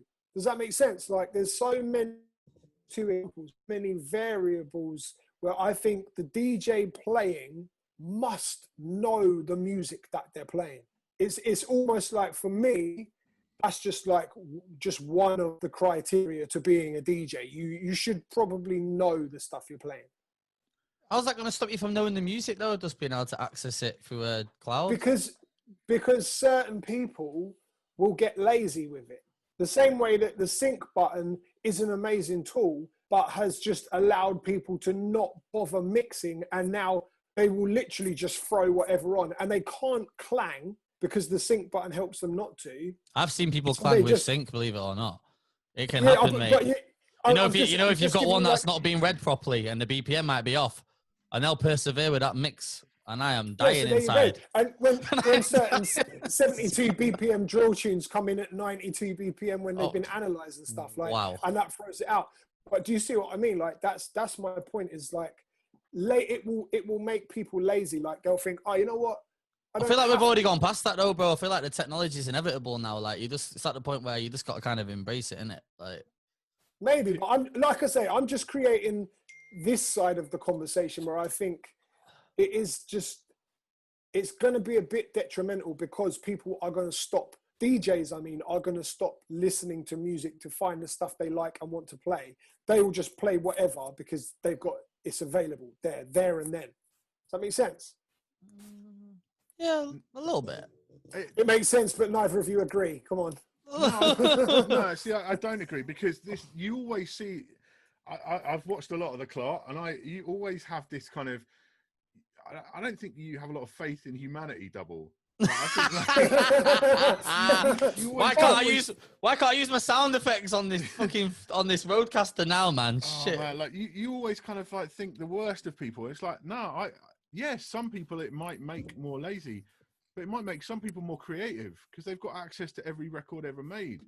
Like there's a glass half full or whatever situation. Like everything could make people lazier, but it might make people more creative. And I think a big thing with the whole streaming thing is that everyone thinks of it just as a tool for requests.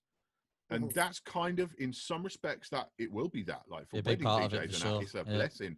Like you got the uncle comes up and he's got this special record he wants to hear for auntie that like no one's told you about this up front, and like his night is going to be ruined if like you don't play this record. Him and all the cousins are mad for this tune. Like Auntie Pat wants to hear the latest fucking Motown joint. Or for a real example, the student union at Northumbria Uni, their big track for their sports week is Scooter something or other, and like you have to run out to the smoking area, hold your phone up and try and download it on iTunes for 79p, and then plug your phone into your mixer and play your tune to make that. That's going to make that well easier, right? That's a great thing to have for some DJs, but for other DJs it's about having my playlists within those services. So I log in and all my playlists are there. I've got maybe a 64 gig stick with like my special stuff, my edits, whatever. I've got my own things, although with the Denons you can now log into your own Dropbox as well and download it and stream them that way. Sick. Yeah, it's levels, mate. But like, and I think that will be a part of it, because every DJ who's worth their salt has got a few special tunes in that library, right, that no one else has got. Your dub plates, your own edits, your buddies' edits, all that kind of stuff, right? We all got that. But when it comes to it's having access to your playlist and the curator playlist. Like I know nothing about Afrobeat, right? But I know if I'm playing at a gig in the next few months with my streaming set up, and if the manager comes in and says, look, we've got a big important table come in, they want loads of Afrobeat stuff, can you do that? I can go to the Afrobeat playlist that's been curated by D. James, and I know every track in that is going to be fire. So yeah, maybe I'm being lazy for that, but maybe I'm not. Because maybe that's actually saving my bacon as a DJ, and I can make that venue owner happy, which, as we come back to, is ultimately your job, is to make that room happy and make the venue owner and the door staff and the bar, everyone. Dubl never plays songs that he doesn't like personally, though, so he would never do that. If he doesn't like the song, it's not getting played. No, but and the reason for that, I'm like Mojaxx. Like I want to keep the room happy, man. Like I want to make sure like everyone. Dubl's like if I like it, I can do. Fuck you. Because here, let me tell you this. I can keep the entire room happy without playing songs that I don't like. Like I can still do that. I'll play till 6 a.m. and keep the entire room happy. Do you know what I mean? Like, fact is, after 4 o'clock, they're all zombies, but I can still do that. And I'm not obviously saying other people can't, but I feel like the reason I'm a DJ is because this is what I love doing. Like we all three of us know the graft that goes on behind the scenes. Like this shit ain't an easy job. Like, so if I wanted just an easy job, I'd go out and... Oh, tell me, man's gone again. I'm going to kill him when we get off this podcast.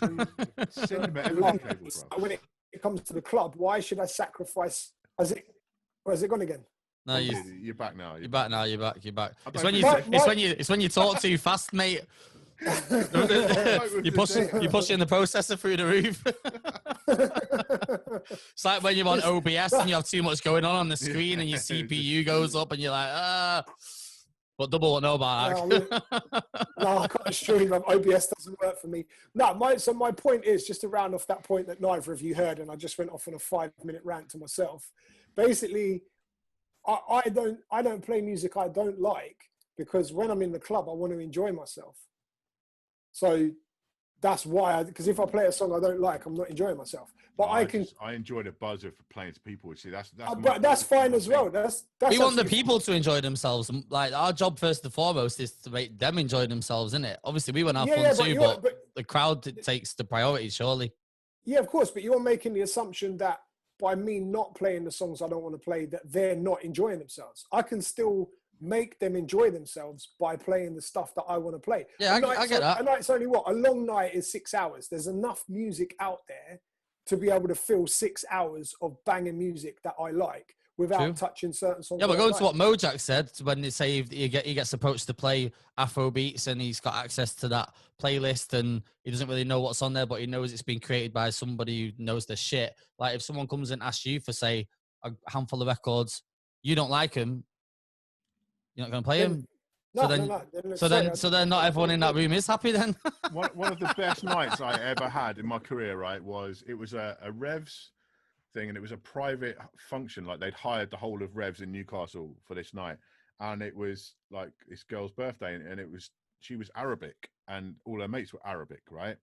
And they were like, we'll just give you a CD, USB stick of all this stuff, and they gave me a USB stick full of like 128K, like SoundCloud, whatever Arabic version of SoundCloud rips, right? Oh my. Dreadful quality, right? But I dropped it, and I didn't know what any of these tracks were. I didn't know how to mix them, any of that. I played them, and the place was just on fire the whole night. And that was one of the best nights I've ever had as a DJ, playing music. You have no idea what it is, but it's lit. I was like, is this going to go off? I've got no idea. It sounds like hot garbage, but they lost their shit. It was one of the best nights I've ever had. And so for me, it's that buzz of dropping a track and people going mad. Like, and you're more like a house DJ, Dubl. You're like a DJ who's got a passion for a certain kind of music and wants to share that with people. And I do have that, but in the realities of playing in mainstream venues in Newcastle, I can't go in there and play like minimal, like melodic techno tracks and progressive breakbeat and rock a party in the middle of Newcastle in a bar. So like I have to say, right, I'm going to play stuff that I don't particularly enjoy as my own taste in music, but I'll just play it because it makes these people have a fucking good rave. And like I think you're lucky in that your taste perhaps conforms more with the audiences that you play to in a lot of ways, whereas my taste definitely. Volatile came into one of my streams and I was playing hip-hop and R&B and he was like, what, who's this? I was like, I think I play Dubl, and he's like, I just thought you played weird shit. And I was like, okay, yeah, I kind of do. Like on streams, that's kind of what I do. But in real life, I play mainstream pop records, which is basic, R&B, hip hop. And I don't have all your stuff, your interviews now. I have no idea who those people are you talk to on your interviews. Not a clue, bro. Not a clue. No, but you must know Pop Smoke by now, surely. Well, only because he's got killed, right? He's dead, right? He is. I've never heard a Pop Smoke. I shouldn't even laugh, but that's funny. I've never heard a Pop Smoke record, and that's really. There's nothing wrong with Pop Smoke records. I'm sure it's really good. It's just not my taste. I sit around. It's all right. I listen to drum and bass in the house. I listen to progressive house, and it's just not my thing. And so for me, playing Pop Smoke, it's not. That's me playing records I don't particularly like. And that's fine, but you like them, so that's fine. So you can rock that kind of that crowd. And it's just for me, it's always been about the buzz of playing. I used to be a mobile DJ.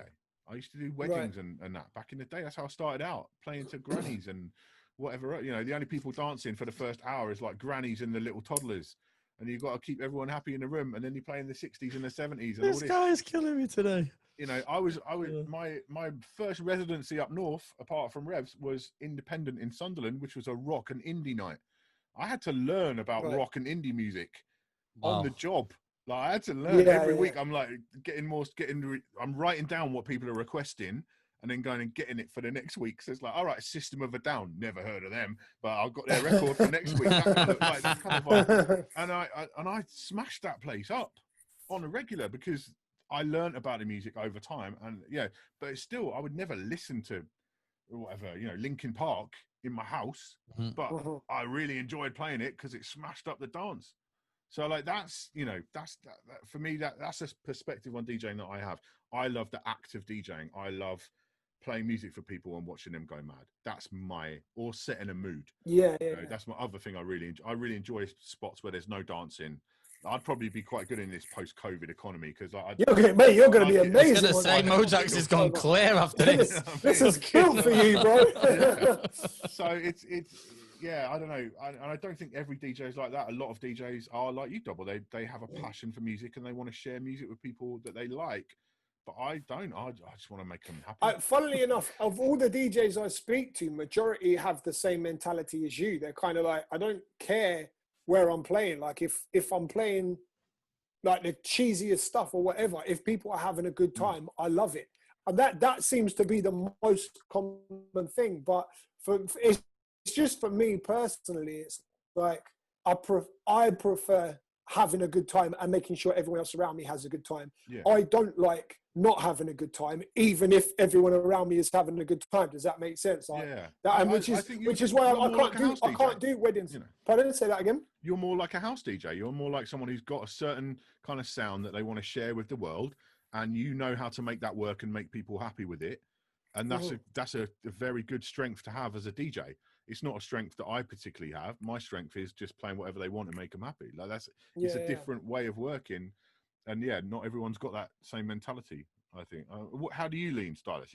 You're more of a I'm more of an open book, man. I just want to make sure the people enjoy themselves. Like I'll throw in a song that I don't like particularly like, or like I can play a variation of like styles of music. So you could throw me in front of an old Motown crowd and I'd probably shell it, or a dancehall or an R&B thing. So yeah, I'm open. I'm kind of like you, Mojaxx. I want, if the people enjoy themselves, then I feel like I've done a good job. Obviously, it helps if I'm enjoying it too, and the crowd are enjoying it. Then obviously it's more lit. But I'm not against. 100%. If there's 1 or 2 nights where I've maybe not been digging it, but the crowd are fucking. There's nights where I've DJ'd and it gets to the end and I'm thinking I've had a stinker, but the crowd have loved it. They're like, that was the best night ever, or even when I've got into Europe or abroad, and the crowds are a bit stiff, and you think, bloody hell, I've had a stinker here, and then at the end, they're coming up at the end, it's the best night we've had and stuff. So as long as the people are like kind of happy, I kind of sway that way, to be fair. So. Yeah. It's funny because for me, like for me, peak DJing was around like 2011, 2012, when like Avicii records were big, when Flow Rider was doing like 126 BPM, like electro house records. Because for me, the energy in those times was just off the chain. Like people will laugh at this, but LMFAO, right? Oh, they had some fire records. Unbelievable club music. The best. Like you can't beat that shit. Like that. What was the big one? Party Rock Anthem. Shut. Oh yeah, Party Rock Anthem as well. That was such a fire time. Party Rock is in the house tonight. It was just before the bottle service thing kicked in. Yeah, it was. Everything went down to like 70 BPM. Oh my days. And this is the thing. I not being very knowledgeable on that kind of music. It always amazes me when I go and watch someone like play DJ. And he's playing this super slow stuff that to me just never works in a sort of energy fashion. Yeah, it doesn't to me even, man. Going off the chain. Yep. It's going mental. And I'm like, I literally, that's the only time I ever really feel old as a DJ is when I see someone like play dropping. When I go to play his club sets. BPM. Like for me, 60, but no record should be 60 BPM. That should be against the law. Like, bro, you know, some of these rappers now, some of the American guys are dropping like 54 BPM. Yeah, bro, they're taking the piss now, man. That's like ridiculous. Now they're taking the piss, bro. I tell you what, why don't you throw a few more beats in there and do it at 110 instead? But no, you know what? I'm going to keep everybody moving on the floor. It's funny that you mentioned that about that time period when, you know, when all of the popular black artists were doing big records with David Guetta. It was a great time then, man. But actually, it's funny you say that though, because that was my least happy time as a DJ. I was doing a season abroad in a big club. So I was doing a season abroad in a big club in Greece. And they were the biggest songs of the time. We were doing over 1,000 people 7 nights a week in this club from like early May through to like mid-September. And I was being paid to DJ in Greece. It was just drinking all night, sunshine all day. Do you know what I mean? It was amazing, but I wasn't happy. And it was halfway through the season, I realized, why am I not happy? Because I'm doing all of this stuff. This is like the best life. Yeah. But it was because I was in the club playing music that I didn't like. And I'm there having to do all the top 40 stuff to keep, because it was a very commercial club. Do you know what I mean? It wasn't an underground club by any means. The only time I got to play the stuff that I really loved was at like 6:30 in the morning when all the workers came up from the bars, all the tourists are dead and gone, and it was just like 30 people left gurning their faces off or drunk as fuck on great bites or whatever it was they were drinking at the time. Do you know what I mean? But it's interesting you said that time for you like was an amazing time, because for me it was that exact period where I decided as a DJ to move forwards not playing stuff I didn't like, because it just didn't make me happy. So it's all LMFAO's fault. Yeah, why Dubl is like but, this. No. But with that said, there are certain songs from that period that if I do a student event, because like pre-lockdown or out of lockdown, whatever you want to say, Tuesday nights I do an open format student night in Brighton, which is sick. And I get to play trap, I get to play rap, so play some Afro beats, but I also do play a lot of bass, a lot of house, drum and bass. Occasionally I'll chuck in a couple of really bait indie records just to make the students sing their hearts out and shit like that. Do you know what I mean? But and like the LMFAO stuff, I will occasionally throw in if I'm going in for like a party set or whatever. See, that brings me to my problem with the current state of mainstream DJing, and that is that open format outside of that environment is dead. And I love open format. I love to play a house track and then work my way up to drum and bass, or like drop in an indie record, or loop up the intro from some old rock track or some 80s joint and throw it in. And now audiences, I find, are not remotely open to that in the way they used to be in the past. 100%. And so everything has got to be one sound all night, and I'm not that kind of person who I can deal with one sound all night. Yeah, not all night, man. Jesus. Partly why my Twitch shows are 90 minutes long is because after 2 hour mark, I start to veer off. Like I did 3 hours on Twitch testing the new CDJs on Friday night, and I started off. I was like, cool house music. By the middle of the sort of first hour gone, I was in like funky house, and then by the time we got to the end, I was in like bro step. By about 2.5 hours in, and I finished on drum and bass. Like if I'd have gone on for another hour, we probably would have got to Gabba.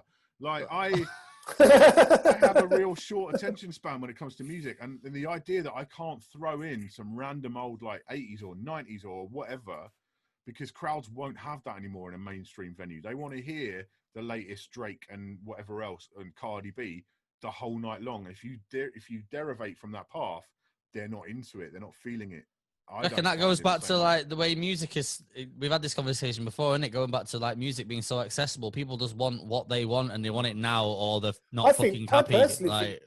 I think that's geography based personally, because my experience from Brighton on a Saturday night, you could do that if I just like Prism in Brighton. If you were to do the main room in there as a big mainstream club, you could do that, because there's a lot of there's a lot of stag parties down there at the weekend. It's a huge mix. There's a massive demographic, a really wide demographic of people. You've got the 18-year-olds out. You've also got the 45-year-olds out. Do you know what I mean? So that's where I think those kind of sets really would work. But maybe what I think the type of venues you're talking about as well, the type of venues you're talking about, I think are places that people don't necessarily travel to. So what you have is like a group of friends or a large group of people that are all into the same kind of music. So that's what they listen to when they get to the club. But yeah, somewhere like Brighton on a Saturday night, mate, you absolutely kill it with that selection that you just made. And maybe perhaps that is geography, because Newcastle has so much adopted the bottle service thing. Like Manchester the same, man. Everyone's the same, and that's so maybe it is a bit, but it didn't used to be the case though. That's what I'm saying. Like around that time, like 2012. Before the bottle service thing really started to go, you could play pretty much anything in Newcastle and it wouldn't be a problem. It was only as time's gone on that stuff's gone way more bottle service, and just, I don't know, it's a lot of things, and the late licensing, all of this stuff kind of comes together in this like perfect storm of not making me very happy as a DJ, because I just want to play whatever I fancy at the time and, go in these weird directions. That's my thing. And usually that used to work. It used to really, you drop in an 80s track out of nowhere, people would lose their shit. And now you do that in a mainstream Newcastle bar, they're gonna the looks. The looks, man. To be fair, you're right, man. I remember the first 4 or 5 years of DJing and like dropping them little fucking random ones out of nowhere, but everyone would get gassed. I was like, yeah, but so the other thing you have to consider as well, though, is don't forget a lot of people that aren't DJs outgrow clubbing.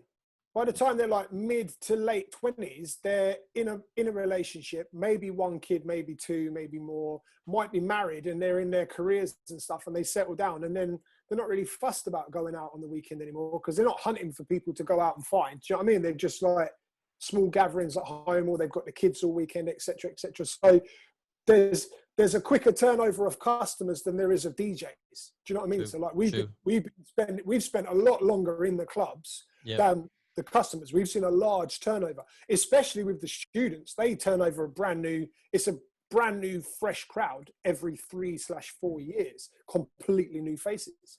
So I mean, so I think that probably has something to do with that as well, in a sense that had we not been DJs, we wouldn't be in the clubs now.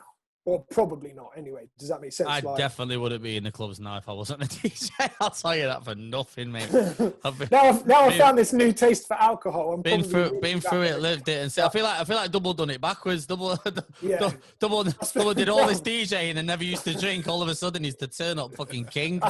I spent my 20s saving up for a house, and in my 30s I've been out getting lit from. I did it all the wrong way around. I grew up on the circuit with G2, mate, so that's all I need to say. Yeah. We used to play together 2, 3, 4 times a week, man. And it was... Your liver must be a myth. Oh, this is why I don't really drink now, man. I feel like I live through like 20 to like late 20s. It was a bit blurry, so yeah, I'm not in it no more. Anyway, Mojaxx. I feel like we haven't talked about anything. We've talked about everything, my friend. And that's the beauty of it. It feels like we've not talked about anything. Is there anything that you want to get off your chest, or anything that you? Yeah, your Ethernet cable situation. Yeah, no, I hear him though. Yeah, look, I'm streaming, right? DJ City TV, obviously YouTube, Facebook. Just follow, lock in. You know what we do, you know, in terms of what I do on the channel, and everything else on the channel is dope. Just if you're not following DJ City, you're mad. Then my own Twitch is Mojaxx DJ. I'm experimenting. I'm trying out new things. I'm trying out technology. I'm trying new music. You know, just doing different things on there. I'm really enjoying it. Like, there is a part of me that if I never went out to DJ in person again, I probably wouldn't be that mad. Like, I'm kind of enjoying it. Like, thing is, I always wanted to do radio. I used to do hospital radio when I was like 14, like local RSL you know, those short-term FM stations and stuff. I loved radio. I grew up wanting to be on the radio, and it all fell by the wayside over the years. But like, it's making me feel like I'm doing radio. This is perfect for you, man. Yeah, I love it. So like, I'm really enjoying streaming, and I think, you know, the way things are looking in the world, if you want that creative outlet, there's still time to get on board. You haven't missed the boat. Like, streaming is still, it's in its infancy for DJs. It's, you know, lots of people have been doing streaming for many years on different platforms, but there's this wave right now. You can still be a part of that, but you need to do it on Mixcloud or on Twitch. Forget Facebook, forget IG. Just, you know, migrate people across to these new platforms, because that's where the long-term future is going to be. I love it. I love the community on Twitch. Like, I have regulars who lock into me every week, and like, you know, I'm a good DJ, right? I've worked consistently for 20 years. I'm a good DJ, but I never drew crowds ever in my career. Never. I was a resident DJ. I never drew. People obviously came because they liked what I did, and they came back week after week, whatever. Mm-hmm. But you put my name on a flyer, no one came, right? That's not the kind of DJ I was. People come and see me every week on Twitch because they want to. Do you know what I'm saying? From all over the world. That's sick. You know, Chicago, Texas, like, you know, from Tokyo. Like, people lock into me every week because they want to hear what I've got to play, and the chat and the interaction. So that for me is like, it's a joy. It's a real thing that makes me happy right now. So yeah, just if you, I know some people have technical issues, Dubl. Maybe we can jump on a FaceTime and you can help me troubleshoot. I'll sort you out, man. Well, you need an Ethernet cable for a start. But like, yeah, you know, it can be done. You don't have to go to mad levels with it. You just have to have a reasonable video feed, good quality audio, and play great music and interact with people in the right way. That's all it is, man. And I see people doing very well on these platforms now. The potential is there. If you want to do it, you can do it. So like, but you do have to have some level of the equipment though, surely, because obviously if you're running a video feed, has it not got to go through a capture card? yeah, and then I've got one by my feet. Actually, it fell on the floor. I haven't picked it up. Hang on. What we're dealing with? This is a £11 capture card. I've told you about it. Oh, I saw There you you. go. This was the £11, one mate. you put in. Yeah. You put this into the WhatsApp group, didn't you, a while ago? It works great. HDMI to USB, 1080p 60. Done. Boom. Get it. I'll send you this one. Catch. Like, If you could put an Ethernet cable in with that, would be amazing. It's not the capture card. That's the issue for Dubl. It needs a fucking good internet connection. No, it is. I've got the HD60S, and I haven't been able to make it work. It wasn't. Yeah. That's another issue anyway. But yeah, so like, it can be. All you need to do is have good. You know, some of my streams, like I'm using this sound switch stuff for lighting, right? So I've got synchronized disco lights going on in the background of my stream. It looks dope as hell. But you don't need that. Some of my best streams, I've just had the office lights on. You know, as long as people can see what you're doing and the audio's crisp, that's all anyone cares about, man. Like, it's all that matters. So, you know, people don't need to get hung up on seeing all this crazy tech stuff that people are doing with streams. You don't need a green screen. You don't need, you know, just play good music and interact with your audience in a good way.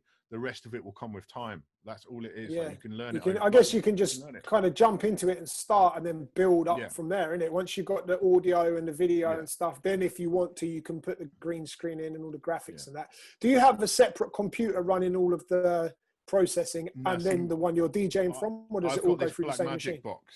I've got the Blackmagic A10 Mini Pro, so I don't use a computer to stream with at all. Right. I literally, the streaming coding is done by this box, which is mad. Oh, it's so good. It's about 600 quid. But the thing is, I already had multiple HDMI cameras to put into that. Right. So like, I had because I make videos with them. So I had I had a great advantage from the beginning to do that. But actually, I see a lot of the real high-end streams are people doing stuff with a desktop PC or whatever, high-end gaming rig. Shout out to like Flipside in Philly and Danny West. You know, these guys, or Chicago, sorry, Flipside, not Philly, what am I saying? You know, they've built these gaming rigs which do mad overlays and all this stuff in OBS. And that's really cool. And I haven't got time to get into that right now, but I might in the future. Right. But you still don't need that. Just turn the lights on so people can see what you're doing and give them nice, clean audio, and you're good to go. Like, you look at Volatile streams, he's got some dope pop-ups and stuff going on, but there's like, the main thing is a nice camera angle, it's well lit, he's engaging with the audience, he's playing music that he loves. That's what streaming should be. I feel like that's one of the keys to it, innit? It's being, like you say, talking to your audience, man. Everyone that I've got in that's popping, the chat, everyone's talking amongst themselves, and then obviously that carries on. People go and raid and move around, and like community aspects, you don't get that. I feel like Insta had it a little bit, but it's not a streaming platform, so obviously we know about the issues that we've come across on there, even though it had that element during lockdown. I feel like Twitch is just running with it. The raid thing on Twitch is so good. Like, I get raids from like Scratch Bastards raided me, Yoda, like the Next Man, all these guys like raid me, and I've suddenly got like 350 new people popping up in the chat. Like, it's mad. That's dope. It's like completely different music as well, but it doesn't matter because Twitch is like a festival. You're going to the next tent or to a different room in the club or whatever. And then after my show, we always raid somebody else, and I've discovered some amazing people, but usually I just raid someone from my audience. So it's the Twitch fam, you know, we raid someone who's been watching the shows, and they're like, I'm going to be online tonight. Can you raid me? It's like, boom, off we go. And I bring them, you know, 80, 100 people to their stream. And it's like, yeah, this is a great community thing. And it's really exciting. And it's really new. And yeah, I'm all about it, man. So yeah, it's not too late. Get on the wave and just go with it. It doesn't have to be a big investment. You just have to go with the flow, because it looks like those clubs are going to be shut for a minute. So real talk. The time is now. Truth. In terms of like doing a show format, do you think it's best that DJs kind of select a day and a time and keep it consistent, or just jump on whenever? Like, can it just be like, you know what, it's Saturday 2 p.m. I feel like doing a fucking stream. I'm doing a stream. Boom. It should be both. You should have scheduled shows so people know when and where to find you, and you should have extra stuff where you just jump on and vibe. Okay. But that's for me, I have my one locked in show every single week. I'm going to expand that to 2 shows every single week that I'd locked in. So Wednesday 10 p.m. UK is my actual main show right now. That's the one that everyone knows where to be and when. But I jump on at other times as well. And yeah, you've got to be consistent. You've got to treat it like radio. Yep. I feel you've got to, like, you know, Stylus got it on the lock with the compound thing. Like, you know how to, you know, I see those same shows pop up in my YouTube feed because I'm subscribed on YouTube, so that's where I get the notification. So I see them pop up, you know, these podcasts and stuff that are going on the compound channel. Like, that's, yeah, consistency is key. You've got to give people something they can expect to find. Speaking of the absolute opposite of what we do with the Podclart, basically. Yeah, absolutely. I'm gonna have to go. Surprise! I was gonna say we only had Mojaxx till a certain time. Schedule-wise, I've now got to go and pick up my little boy from. He's just started in reception, so I've got to go and pick him up at 10 to. Oh 3, snap! So I feel like Dubl has to do. You have to do the same, right, Dubs? School run times I do indeed. Yeah. I don't have any children, so I'm going to sit here and play with more toys. Good for you. You got. All right for some, innit?